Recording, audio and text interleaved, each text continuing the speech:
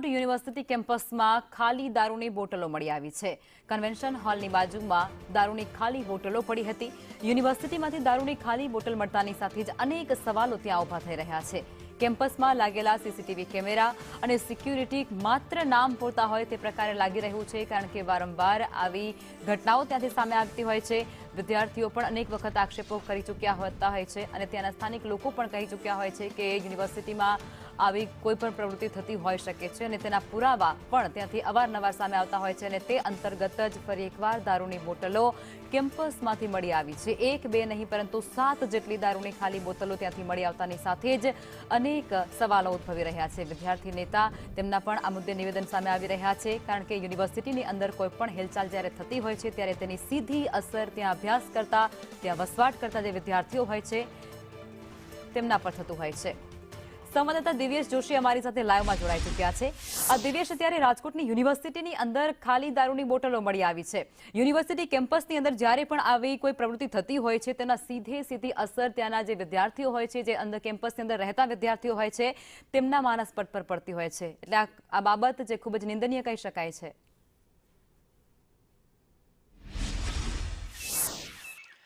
ચોક્કસ લખમાં વાત કરવામાં આવે તો જે સૌરાષ્ટ્ર યુનિવર્સિટી છે કે જે શિક્ષણનું ધામ કહી શકાય, ત્યાં અત્યારે દારૂની 7 જેટલી ખાલી બોટલો છે તે મળી આવેલી છે। કન્વર્ઝેશન હોલની બાજુનું જે આ મેદાન છે કે જ્યાં યુનિવર્સિટી પોલીસ સ્ટેશનની દિવાલ આવેલી છે, યુનિવર્સિટી પોલીસ સ્ટેશન માત્ર અહીંથી ખાલી 10 ફૂટના જ અંતરે છે। આ દારૂની ખાલી બોટલો મળી આવતા અત્યારે જે સિક્યુરિટી સ્ટાફ છે તે તરત જ દોડી આવ્યો છે। હું તમને સીધા જ દ્રશ્યો બતાવી રહ્યો છું કે આ જે મેદાન છે ત્યાં દારૂની એક બાદ એક 7 જે બોટલો છે તે સંદેશ દ્વારા રિયાલિટી ચેક કરવામાં આવ્યું હતું અને મળી આવી છે। આ તમને સીધા જ દ્રશ્ય બતાવીશ કે અલગ અલગ કંપનીની અલગ અલગ દારૂની બોટલો છે તે અહીં જોવા મળી છે। સિક્યુરિટી પાછળ 1 કરોડથી વધુ રૂપિયા છે તે વાર્ષિક ખર્ચવામાં આવે છે, પરંતુ અહીં જે નશાકીય પ્રવૃત્તિ છે તે ખુલ્લેઆમ થઈ રહી છે। સાંજના 6 વાગ્યા બાદ જે યુનિવર્સિટી એરિયા છે ત્યાં કોઈ પણને એન્ટ્રી આપવામાં આવતી નથી। કડક નિયમ કરી દેવામાં આવ્યા છે, સીસીટીવી કેમેરા પણ લગાવવામાં આવ્યા છે, પરંતુ અહીં તમે જોઈ શકો છો દ્રશ્યમાં કે નશાકીય પ્રવૃત્તિ થતી હોય, દારૂની ખાલી બોટલો મળી આવી છે। સૌથી મહત્વનો સવાલ એ છે કે યુનિવર્સિટી પોલીસ સ્ટેશન છે તે માત્ર 10 જ ફૂટના અંતરે છે। પોલીસની કામગીરી પર પણ અનેક સવાલો છે તે ઉઠી રહ્યા છે। ત્યારે મારી સાથે વિદ્યાર્થી નેતા છે રોહિત રાજપૂત, આપણે તેના સાથે વાત કરીશું। શું કહેશો રોહિતભાઈ, દારૂની ખાલી બોટલો મળી આવી છે? શિક્ષણ માટે ખૂબ જ કલંકિત કિસ્સો છે। સૌરાષ્ટ્ર યુનિવર્સિટીમાં અવારનવાર દારૂની અલગ અલગ બ્રાન્ડોની ખાલી બોટલો મળી આવી। અત્યારે તમારી ચેનલે જે રીતના પર્દાફાશ કર્યો છે કે યુનિવર્સિટી પોલીસ સ્ટેશનની દિવાલ એટલે ખૂબ જ ગંભીર બાબત કહેવાય। એક તરફ શિક્ષણનું ધામ, બીજી તરફ કાયદો અને વ્યવસ્થા સંભાળતા જેમને લોકો જેના પર ભરોસો છે તેની જ દિવાલ, એટલે સવાલ એ પેદા થાય કે યુનિવર્સિટીના અધિકારીઓ કર્મચારીઓ દારૂની મહેફિલો માણે છે કે યુનિવર્સિટી પોલીસ સ્ટેશનનો સ્ટાફ?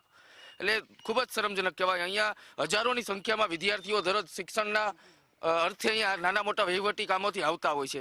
છોકરીઓની હોસ્ટેલ છે, છોકરાઓની હોસ્ટેલ છે, ત્યારે કરોડો રૂપિયાનું સિક્યુરિટી પાછળ આંધણ છતાં યુનિવર્સિટીના જે કર્મચારીઓ છે સિક્યુરિટીનું સંભાળતા એ શું કરી રહ્યા છે? એટલે ખૂબ જ ગંભીર સવાલ છે કે જે તે જવાબદાર સિક્યુરિટી એજન્સીને નોટિસ આપી હર વખતે આ એકને એક પ્રશ્ન, એટલે ખૂબ જ શરમજનક બાબત છે। આ બાબતે તાત્કાલિક કાર્યવાહી કરવા માટે અમે માંગ કરવાના છે। તમે સિક્યુરિટી એજન્સીના ઇન્ચાર્જ છો, અહીંયા દારૂની બોટલ મળી આવી, શું કહેશો? તમે ત્યાં આવજો, બધું મળી જશે। નહીં, પણ સિક્યુરિટી તમારી જવાબદારી છે જોવાની, અહીં તમને ખ્યાલ નથી? અમે તમને વ્યવસ્થિત જવાબ પછી આપીશું।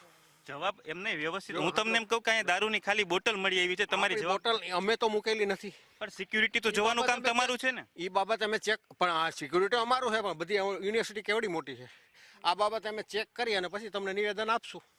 1 કરોડ રૂપિયા જેટલું વાર્ષિક છે સિક્યુરિટી પાછળ ખર્ચો થતો હોય છે। હવે જો એ બધી છે ને એ મેટર મને ના ખબર હોય, કરોડ થાય કે 2 આપણે કેટલા ગાર્ડ, અહીંયા કેટલા ગાર્ડ હોય છે?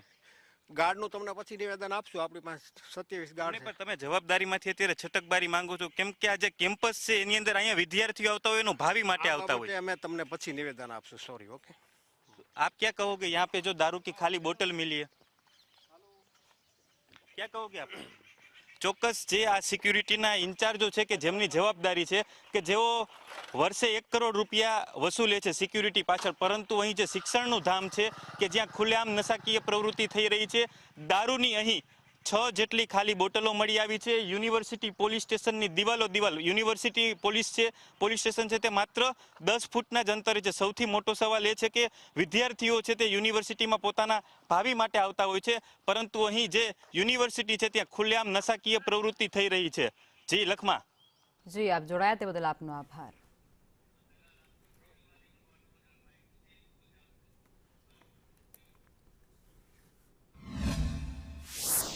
તો આ ઘટના આજે નથી બની. આવી ઘટનાઓ અવારનવાર સામે આવતી રહેતી હોય છે. આ પહેલા પણ સિવિલ હોસ્પિટલની અંદર પણ એક વખત દારૂની બોટલો કોઈ અલગ અલગ બ્રાન્ડની મળી આવી હોય તેવી ઘટના 16 નવેમ્બરે બની ચૂકી હતી અને ત્યારબાદ યુનિવર્સિટી કેમ્પસની અંદર પણ એવી જ એક ઘટના પ્રકાશમાં આવી છે જ્યાં એક નહીં પરંતુ 7 જેટલી દારૂની ખાલી બોટલો જે અવાવરૂ જગ્યાઓ પરથી મળી આવી છે, જેને લઈ અને અનેક સવાલો અહીં